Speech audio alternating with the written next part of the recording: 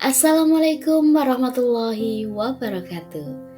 Salam guru penggerak.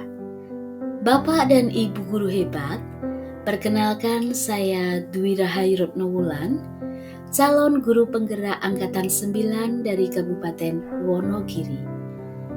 Dalam kesehariannya, saya mengajar sebagai guru bahasa Jawa di SMP Negeri 3 Bulukerto. Kali ini, saya akan memaparkan tugas 1.1.A8, koneksi antar materi, kesimpulan dan refleksi modul 1.1. Bapak dan Ibu guru hebat, ada 3 pertanyaan pemantik yang akan membantu saya dalam membuat refleksi dan kesimpulan dari modul 1.1 ini. Yang pertama, apa yang Anda percaya tentang murid dan pembelajaran di kelas sebelum Anda mempelajari modul 1.1? Pertanyaan kedua, apa yang berubah dari pemikiran atau perilaku Anda setelah mempelajari modul ini? Dan pertanyaan yang terakhir, apa yang dapat segera Anda terapkan lebih baik agar kelas Anda mencerminkan pemikiran KHD? Sebelum saya mempelajari modul 1.1 ini, saya percaya tentang murid dan pembelajaran di kelas. Pertama, guru mendominasi pembelajaran atau teacher center learning. Dalam pembelajaran, saya terlalu banyak berceramah dan siswa hanya duduk, diam, dan mendengarkan.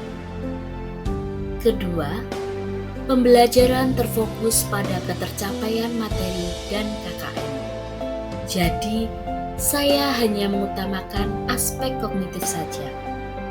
Saya sering lupa bahwa pendidikan bukan hanya soal tentang transfer ilmu saja, namun sejatinya ada aspek lain yang harus diperhatikan.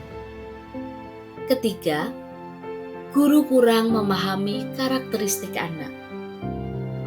Saya cenderung menyamaratakan kemampuan anak dan melakukan pembelajaran dengan zona nyaman saya tanpa memperhatikan perbedaan anak. Keempat, murid cenderung pasif dan motivasi belajarnya rendah.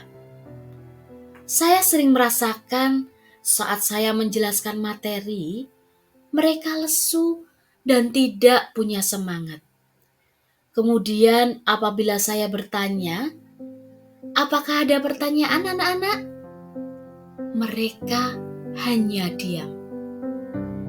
Dan yang kelima, suasana kegiatan belajar mengajar yang tenang, tertib, dan murid yang memahami materi adalah fokus utama guru.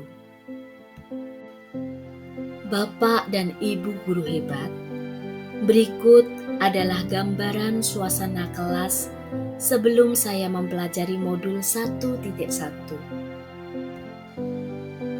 Ini merupakan gambaran saya di mana saya sangat mendominasi pembelajaran. Dan dapat kita lihat bersama bahwa siswa cenderung pasif. Saya pun hanya mengutamakan aspek kognitif saja. Menjawab pertanyaan pemantik yang kedua, apa yang berubah dari pemikiran atau perilaku Anda setelah mempelajari modul ini? Yang merubah pemikiran saya adalah, pertama, guru bukan merupakan satu-satunya sumber belajar. Apapun yang ada di sekitar kita dapat digunakan sebagai sumber belajar anak. Anak bebas memilih sumber apa dan dari mana yang akan mereka gunakan sebagai sumber belajar. Tugas guru adalah menuntun, mengarahkan mana yang baik dan kurang baik. Kedua, pembelajaran berpusat pada anak.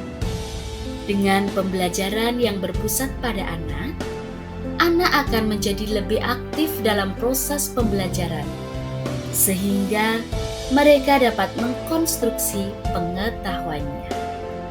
Dan yang ketiga, menghargai setiap karakteristik anak. Anak terlahir berbeda. Setiap individu memiliki keunikannya masing-masing. Saya sadar dengan adanya perbedaan ini akan menjadikan pembelajaran lebih berwarna. Dan bagaimana saya sebagai seorang pamong, saya harus dapat menuntun anak sesuai dengan kodratnya. Kemudian yang merubah perilaku saya, yang pertama adalah saya akan mengemas pembelajaran secara menarik agar motivasi belajar murid meningkat. Yang kedua, memberikan kebebasan kepada anak untuk menyelesaikan setiap tugas sesuai dengan minat, bakat, dan kreativitasnya masing-masing. Dan yang ketiga, lebih cermat dalam melihat bakat anak dan menuntun sesuai kodrat anak, yaitu melalui observasi, wawancara, maupun pendekatan personal agar kita lebih dekat dengan anak. Menjawab pertanyaan pemantik yang ketiga, apa yang dapat segera Anda terapkan lebih baik agar kelas Anda mencerminkan pemikiran KHD? Saya akan merancang pembelajaran yang interaktif dan menyenangkan dengan melibatkan peserta didik. Yang kedua, menerapkan pembelajaran berbasis kearifan lokal dan budaya setempat. Kita harus menyadari bahwa banyak sekali budaya setempat yang dapat dijadikan pendidikan karakter bagi murid kita.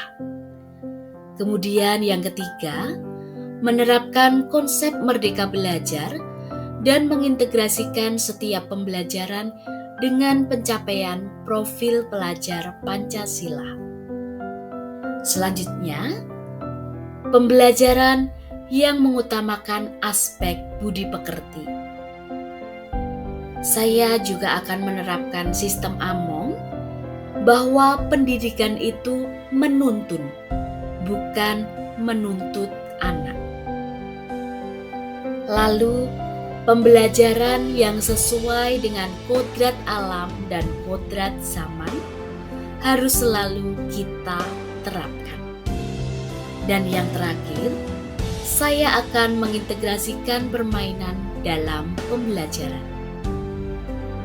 Bapak dan Ibu guru hebat, adapun simpulan yang dapat kita petik adalah sebagai berikut. Yang pertama, pendidikan itu menuntun anak sesuai dengan minat dan bakatnya. Kedua, pendidikan bukan hanya tentang ilmu akademik saja, namun perlu adanya penanaman tentang budi pekerti baik. Dan yang terakhir, pendidikan sejatinya berhamba pada murid. Jadi, murid dulu, murid lagi, dan murid terus. Demikian paparan yang dapat saya kemukakan. Semoga dapat menginspirasi Bapak dan Ibu guru hebat untuk dapat tergerak, bergerak, dan menggerakkan. Salam guru penggerak. Wassalamualaikum warahmatullahi wabarakatuh.